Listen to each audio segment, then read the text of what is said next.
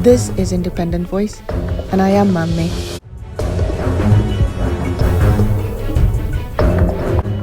In this video, Mr. Fouad's biography continues.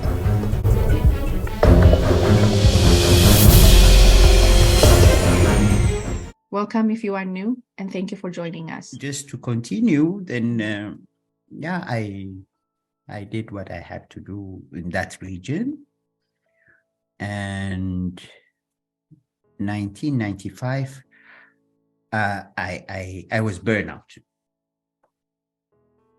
Mm-hmm. Logical, So I took off.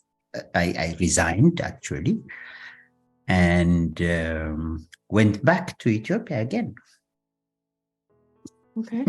Wow. It is maybe crazy, And I wanted to do something else, more settled, and stop the emergency work, So I had found some partners and wanted to launch social housing, with a new technology that was meant to use raw material that exists within the country, but through that build modern houses by cutting the cost of houses for poor people, but also for middle class or offices by half, if not more, in those days, So if a house is built for 100,000, we were going to propose it by 50,000, the same house, you see? And it was an integrated project. We had found the funding through a Belgian bank, 100%. About in those days to start the project, it was $5 million. And we started negotiation. And that was when I lost it. I completely lost it because the negotiations, of course, it was during TPLF. The negotiations were not only implemented in Addis, as usual, people come and they implement something in Addis. We wanted to do it in the regions as well, because housing problem is everywhere. Right. So in Oromia, we were thrown out because I was not Oromo. Oh. Because the priority of investment was given to Oromos, Okay. which I can understand if that was their policy, Or it was to have a partner that will have the majority share. You see? You bring the project and you don't have the majority share. So that's very logical, by the way. So that was a no-go zone for me. I didn't criticize. I just was winded more and more, because that's when you realize that first, it's no more your country. Because if it was your country, you can go and invest everywhere you want. Right. Everywhere. Right. That's the Ethiopia in which I grew up. Then for the negotiation with the government, they liked the project, but they didn't want it the way we had designed it. Integrated. The concept is very easy. You see, it was molding system. So we had molding for the tiles, floor and roof tiles, the moldings for the bricks, okay? moldings for the sanitary ware. Okay. Okay. We had the carpentry, Okay. and we had the aluminum sector. And all this comes together. So Mhm. you build everything at the same place, Mm-hmm. and then you just go and put all together, and the house is done in 1 month. Okay. With a new technology of cementing, which used only 5% of cement, and the rest was a derivative from the petrol that was identified by the Belgium scientific people. So you mix this two, you pour it in the piles that you pile up, the bricks that you pile up. Mm-hmm. 8 minutes later, it solidifies, and you can bring bazooka, it doesn't go down. Wow. You see? Mm. So it was a revolutionary type of project. So they didn't want that integration part. They wanted the bricks separately, the thing separately, and they didn't want a partner. They said, you sell it to us, and we will bring it where we want. There you go. There's the trap. Mm-hmm. Yeah. So me, I was thrown out from there. The Belgian partner that I have said, okay, me, I don't sell like this, but if you want to deal with the company, you can deal with them. And they brought the bricks to Shire, Shiraro, Adwa, and Makere. Oh, wow. And I lost all my savings. Oh, wow. You see? Then I said, I give up. Wow. So I left Ethiopia and went to Kenya, worked for the UN in a nation building project, because Somalia had become a war-torn country. There was no government. There was no recognition internationally up to now. You know, Somaliland and Somalia are still fighting. And so we for 1 year, I worked on peace building and reconstruction of a war-torn society. Then I just was tired of all this, especially in Africa. Mm-hmm. And I encountered Doctors Without Borders. Okay. And I went to Palestine-Israel as head of mission again. Oh, wow. And where I thought this kind of craziness were more drastic in Africa, I saw another type of absurdity during the Intifada al-Aqsa, the second one, in 2000. I was based in Jerusalem, working in and out Gaza and the West Bank, and also trying to cooperate with the Israeli government. Mm-hmm. And that was another headache. I'll bet. Wow. That was another headache, because it's something that in those days we qualified as low intensity war, because you don't have a real war like in Iraq or in Ethiopia, Eritrea, or elsewhere. There are imbalanced setup on both sides. Mm-hmm. Israel is almost a superpower, and the others are no country, but they have population. Gaza is 47 kilometers with the small portion. It's the smallest place that is the most dense in the world. Okay. It's an open prison. Oh, wow. Okay. And in those days, you had settlements of Jewish people within that small portion that were hyper surveilled. And the roads that connect those settlements to Israel, they were secured as well. So when there is a car of the settlement going into Israel, the whole thing is blocked. So the Palestinians that have to go from north to south, they are blocked, sometimes for hours. Wow. And that's their life, you know. If they have to go to school, c'est fini, they cannot. If they have to go and do some purchasing for the house, they cannot, etc. Absurdities.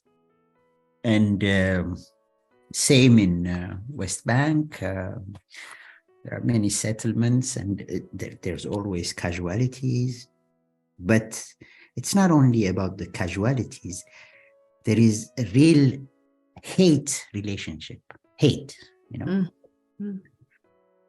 And yet, within the Israeli community, you have many, many nice people who are against all this. It's a system again, you know. And from the Palestinian side, I discovered a society that was completely different from what I used to encounter, you know, in Arab countries, because these people first are mixed. Greek, Armenian, etc. The Palestinians themselves, you know, and they so much had interacted with the Jewish population for ages that they think also like them.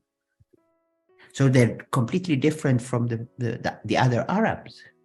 Most of the Palestinians, they speak Hebrew perfectly well. You know, so for a newcomer like me and an African on top of that, at the beginning it was Chinese, all this. You know, you have to dig in, you have to go back to history, you have to read, you have to encounter people, rabbis, sheikhs, and all of this.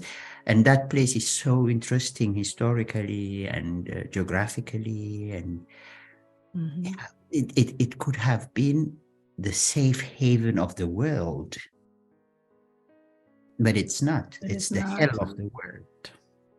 Wow, that's very powerful. Yeah, because you have that old city. You go in there.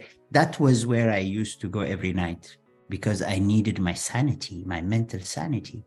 And there, all the stones and the walls talk to you history, talk to you peace, talk to you religion, whichever. You want the Islam, they're there. You want the Jewish, they're there. You want the Christian Catholic, they're there. You want the Coptic Orthodox, they're there. Even there are some other religions, what was it called? Those who pick up from Jew, Islam, and Christian all together. Oh, okay. And they have a huge shrine, beautiful shrine. You know, you even have that, a mixity of the three monotheist religions. And so when you go there, you see history, you see peace, you see, God, you know, and yet all in the surrounding killings. Wow. Hatred. And hatred between them, the Palestinians, hatred this side also in Israel, because you have Israelis that came from Europe, Israelis that came from Maghreb, Morocco, or whichever country, Tunis, etc. Jewish who came from Iraq, Jewish who came from Yemen, and even Jewish who came from Ethiopia. The Falashas, you know, that are mainly sent to the front line. Oh, wow. At each checkpoint, you find Ethiopians. See? So it was another type of absurdity the eye of the world is there. Israel is the biggest ally of the US. Mm-hmm. All Arabs try to help the Palestinians, but the global trend is that all Arabs are also allies of the US. So there is a little bit of confusion there, Mm-hmm. you see. And on a personal basis, I was a good fit in that context. Mm-hmm. Because first, my name, Right. Fouad, it's more Arabic Mm-hmm. name, And then I'm Ethiopian. And Ethiopia has a traditional link with Israel. Mm-hmm. So when I say I'm Ethiopian in Israel, it's fine. I'm even a friend, When I say I'm Fouad in Palestine, I'm a brother. You see? Mm-hmm. So in the middle, you can play a lot, but the international atmosphere is so biased, unclear, because everyone wants a two-state solution. But where is it? It's not there. You see? The Americans are helping the Israelis on a yearly basis, the biggest amount of assistance that is given at any rate, to Israel. Mm-hmm. Palestinians are being helped pieces and bits from the Gulf countries, and voila, it continues every now and then. It explodes, it comes down, it explodes, and this is ongoing for the last 150 years. Wow. You see? So without any judgment, what I just did now was the description of what I encountered, okay? Right.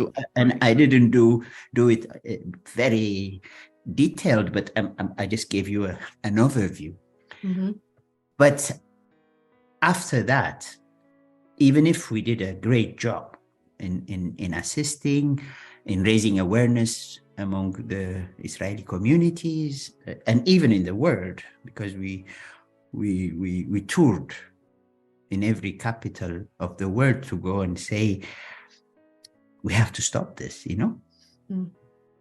I even came to New York to speak about this. And at the end, when I finished my mission, my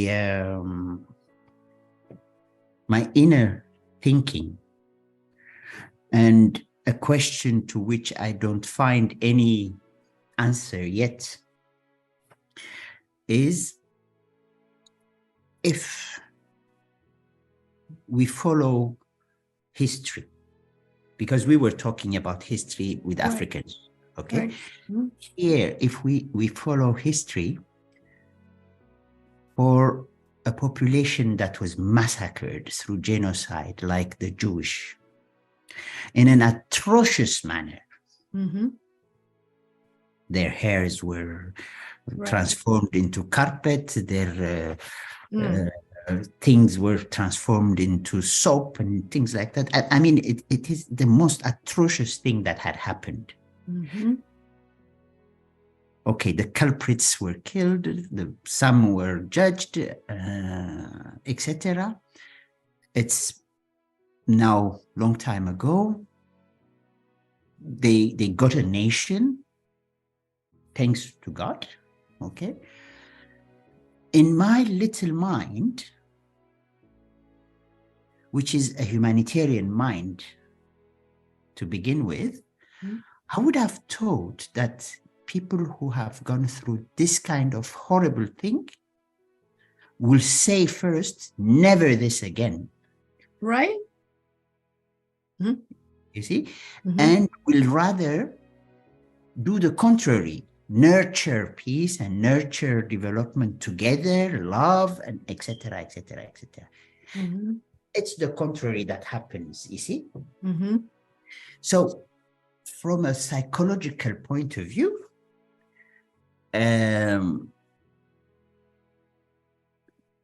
when you read psychology and you interact with psychologists, usually what they say is, in a family where the kids are beaten and raised in a very harsh manner, Mm-hmm. when they found their family, they become the same from a psychological point of view, Correct. because you have set the ground for them. That's what you showed them. That's what you taught them. Mm-hmm. So that is the syndrome that I was seeing here. And it's not correct. Mm-hmm.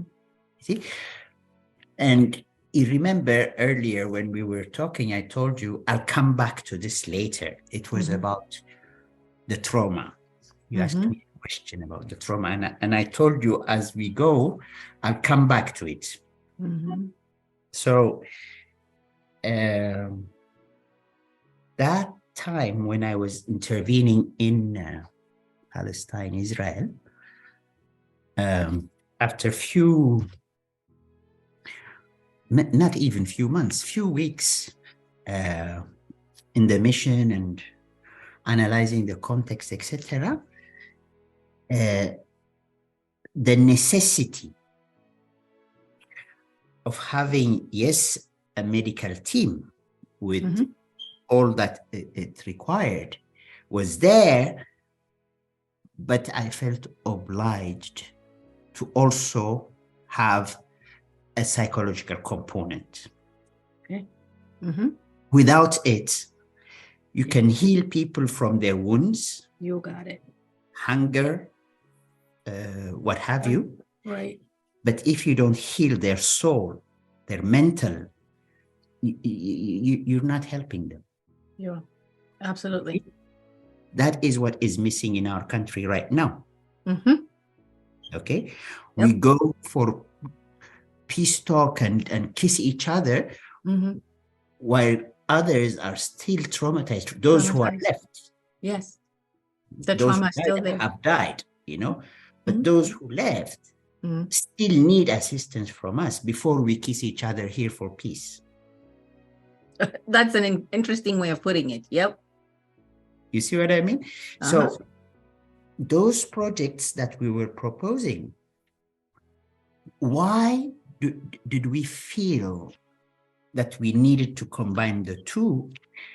Is because no matter the jets that were throwing the bombs, Mm-hmm. no matter the snipers shooting and killing even babies, no matter the bombs that were killing many people, the destruction of houses and the many people who are wounded and dead,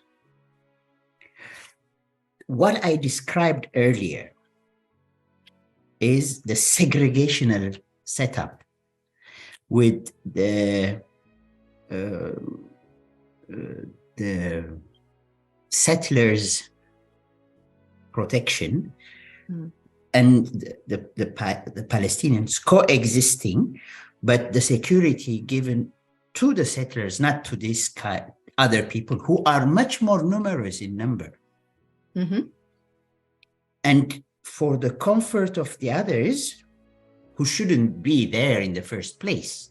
Okay, but they're there because they have to protect the sea. They have their own strategic military strategies. Okay, I'm not going to dwell on that, but from a social perspective or human perspective, here the populations that are very densely populated, they must live.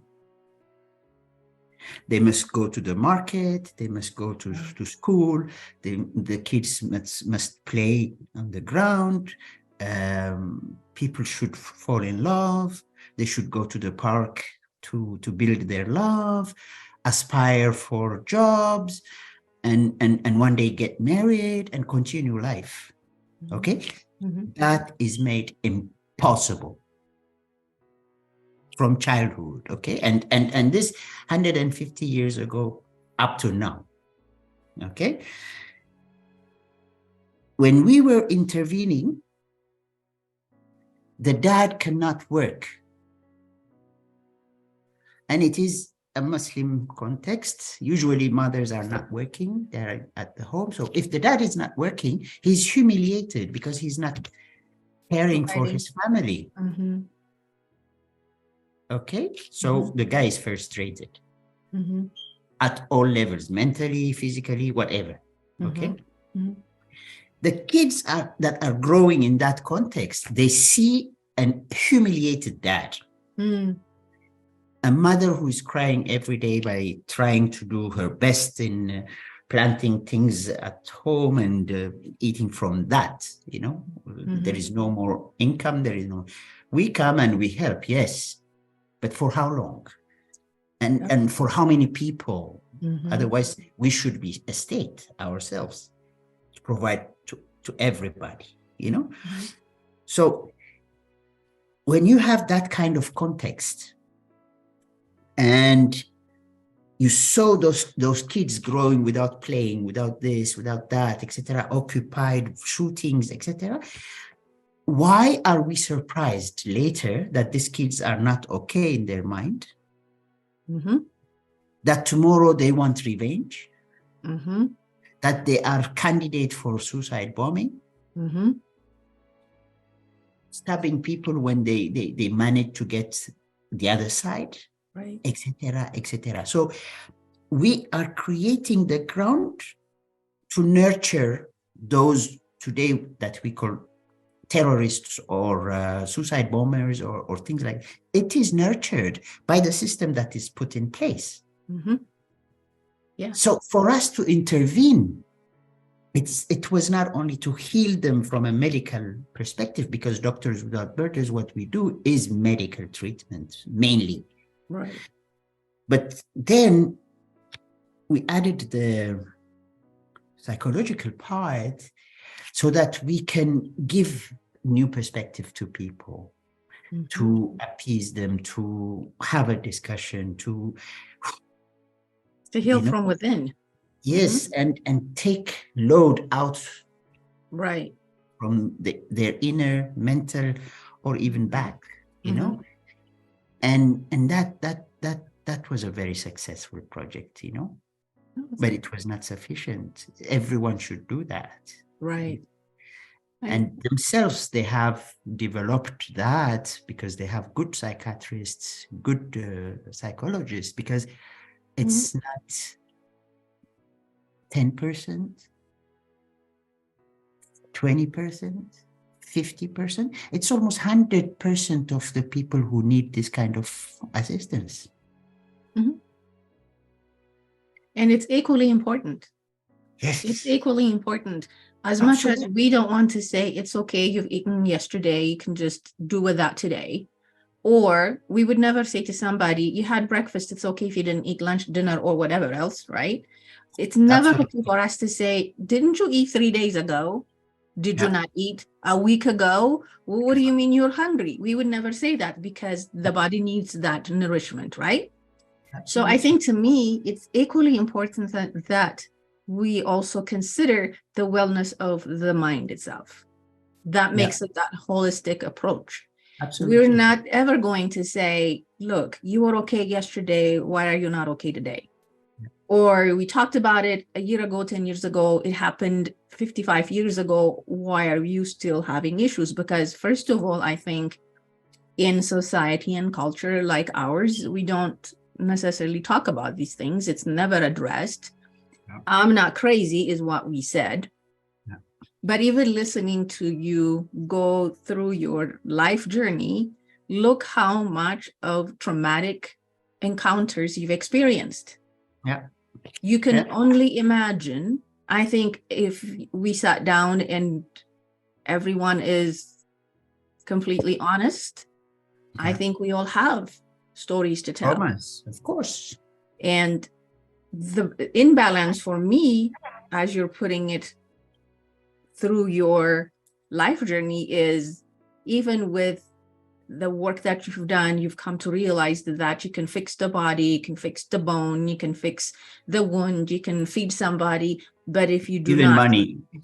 yeah, but if you didn't change the mindset, or if you didn't heal from within, Doesn't then work. that is going to fester through time. And what we're saying is it's going to become, that seed is going to grow, that bitterness is going to grow, that resentment is going to grow.